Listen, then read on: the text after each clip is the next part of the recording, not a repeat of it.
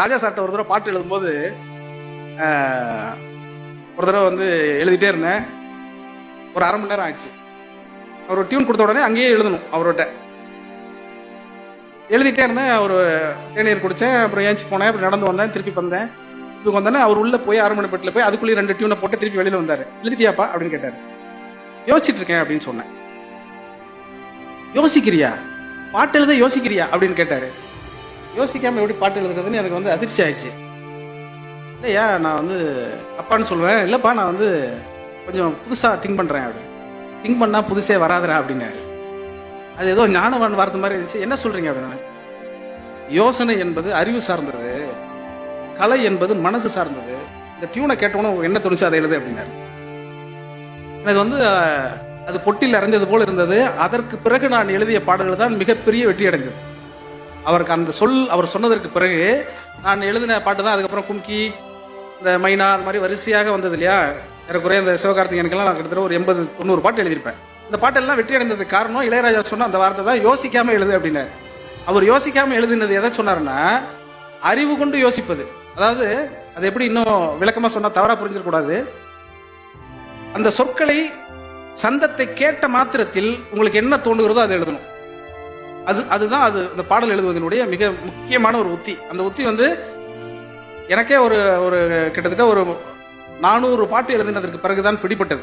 அதுக்கு அடுத்தது தான் வந்து கும்கின்னு ஒரு திரைப்படம் வந்தது. அந்த படத்துக்கு பாட்டு எழுத போகும்போது எல்லாமே நேரடியான தன்மையில் வந்து நான் பாட்டு எழுதினேன். என்ன சார் ஆகுது அப்படின்னா, இல்லை அதுக்குள்ளே வரான், அந்த பொண்ணை பார்த்துறான் சார், அவனுக்கு ஒன்றுமே புரியல அப்படின்னா, ஒன்றும் புரியல, சொல்ல தெரியலன்னு.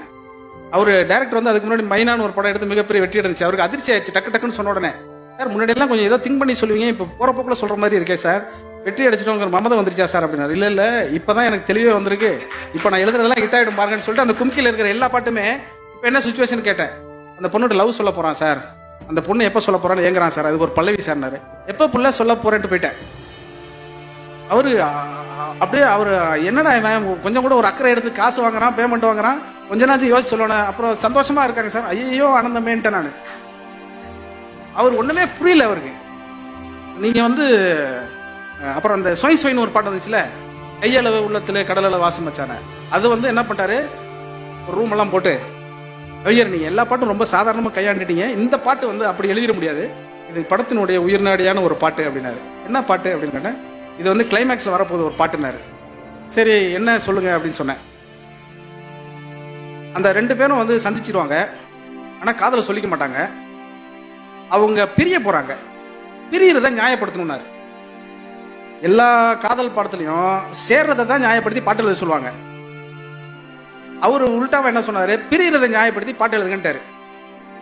நான் படிக்காத படிப்பு கிடையாது, தேடாத தேடல் கிடையாது. அந்த 5 பாட்டுக்கு, அந்த 4 பாட்டுக்கு அடிச்ச ஓபி மொத்தத்தையும் இந்த பாட்டுல மொத்தமும் யோசிச்சு எழுதணும்னு யோசிச்சு என்னடா எழுதுறது யோசிக்கும் பொழுது, நான் இப்பொழுதும் சொல்லுகிறேன் நண்பர்களே, தினசரி செய்தி வாசிக்கக்கூடிய, பத்திரிகை வாசிக்கக்கூடிய ஒருவனாக இருந்ததனால் அந்த பாட்டை எழுதி நான் தப்பித்தேனே தவிர, படிக்காமல் போயிருந்தால் நான் தப்பித்திருக்க முடியாது. ஒரு நாள் திடீரென்று காலையில் எழுந்து பத்திரிகை படித்துக் கொண்டிருக்கும் பொழுது, சேலத்திற்கு பக்கத்தில் 2 காதல் திருமணம் செய்து கொண்ட 2 பேர் தற்கொலை செய்து கொண்டார்கள். அந்த தற்கொலை செய்து கொண்டவர்களுடைய பிணத்தை வாங்குவதற்கு 2 பேருடைய பெற்றோரும் அந்த மருத்துவமனை வாசலில் நிற்கிறார்கள். அந்த புகைப்படம் அதில் போட்டிருக்காங்க. அதை பத்தின செய்தி குறிப்பு எழுதியிருக்காங்க. நாம மடிஞ்சி போனாலும் தூக்கி தீ வைக்க உறவு வேணும் மச்சான், அதுல ஒரு வரி இருக்கும். செத்து போனால் கூட நமக்கு உறவு என்பது வேண்டும் அப்படிங்கிற ஒரு வரி இருக்கும். அது அந்த படத்துக்காக யோசிச்சது தானே தவிர அந்த கருத்து மேல எனக்கு உடன்பாடு கிடையாது. அது இது காதலுக்கு எதிரான ஒரு கருத்து தான். அதை நான் சொல்லலை. அதுக்காக அந்த வரிக்காகவே தனிப்பட்ட முறையில் அப்போ மாநாடு போட்டு கூட்டம் போட்டு நடத்துகிற பெரும் தலைவர்கள்லாம் என்னை பாராட்டினாங்கிறது வேற. ஆனால் அது நான் அந்த கதைக்காக யோசித்தேன். ஆனால் அந்த கதைக்காக யோசிக்கிற பொழுது, நாம மாண்டு போனாலும் தூக்கி தீ வைக்க உறவு வேணும் மச்சாங்கிறது அந்த பத்திரிகையில் வந்த அந்த ஒரு செய்தி தான். அது ஒரு குத்துப்பாட்டு தான், அது ஒரு வேகமான துள்ளலிசை பாடல் தான். ஆனால் அந்த பாடலை நீங்கள் உற்று கவனித்தால் இந்த 4 வரி அதில் இருக்கும். அதில் நிறைய வரிகள் இருக்கும். 4 பேருக்கு நல்லது செஞ்சா எல்லாமே நல்லது மச்சான் அப்படிலாம் சொல்லிட்டே இருக்கும் பொழுது, இந்த குறிப்பிட்ட வரிக்காக ஏறக்குறைய 1 வார காலம் வந்து தொடர்ச்சியாக இந்த செய்தியை சொல்லுகிற பொழுது அது ஒரு சரியாக இருக்கணும், கதைக்கு பொருத்தமாக இருக்கணும் அப்படின்னு சொல்லிட்டு இந்த கதையெல்லாம் முடிச்ச பிறகு அந்த படத்துக்கு 8 கிளைமேக்ஸ் கட் பண்ணி வச்சிருந்தார் அந்த படத்தினுடைய இயக்குனர் பிரபு சாலமன் அவர்கள். இந்த கும்கி திரைப்படத்துக்கு யானையை பத்தி, ஒரு கோமாளி யானை, கும்கி யானை, இதெல்லாம் வந்ததுக்கு பிறகு இந்த கிளைமேக்ஸ் எப்படி முடிக்கிறதுன்னு தெரியல. இப்ப பிரிச்சாச்சு. ஊர் மக்களுடைய நலத்துக்காக 2 பேரும் பிரிஞ்சிருவாங்க. பிரிஞ்சதுக்கு பிறகு இதுக்கு என்னங்க முடிவு சொல்றதுன்னு சொல்லிட்டு 8 கிளைமேக்ஸ். ஒன்று வந்து 2 பேரும் சேர்ற மாதிரி, அப்புறம் அந்த ஊர் தலைவர் பிரிக்கிற மாதிரி, அப்புறம் அந்த ஊரையே கொளுத்துற மாதிரி, அப்புறம் இவங்க 2 பேரும் எரிஞ்சு போற மாதிரி, இப்படி 8 தலைப்பு 8 கிளைமேக்ஸ் இருக்கு. இப்படி வச்சு குழப்பிக்கிட்டே இருந்தோம். படம் ரிலீஸ் வரப்போகுது. கவிஞர் எனக்கு என்னமே புரியல, எல்லாமே நல்லா இருக்க மாதிரி இருக்கு, எதை பார்த்தாலும் நல்லா இருக்குன்னு சொல்றாங்க, இதுக்கு ஏதாவது ஒரு தீர்வு சொல்லுங்க அப்படின்னாரு.